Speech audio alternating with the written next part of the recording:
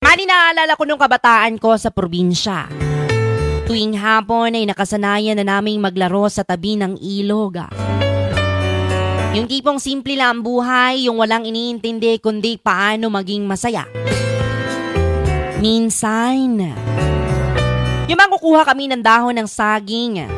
Pagkatapos gagawin namin itong bangka at padadaos-dosin sa agos ng tubig. Pagkatapos maghuhulaan kami kung kaninong bangka ang unang aabot sa dulo ng ilog. Yung tipong akala namin noon na yun na ang pinakamalaking problema namin.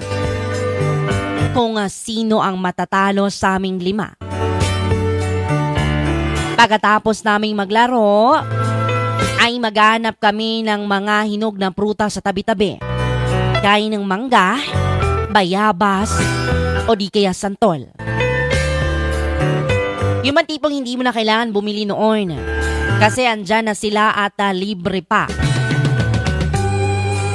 Yun bang wala pang gadget noon? Kaya sa ilalim ng puno lang kami nagkukwentuhan habang kumakain ng mais. Habang iniisip ko yung mga araw na yon, ay namimiss ko talaga yung mga simpleng tahimik na buhay.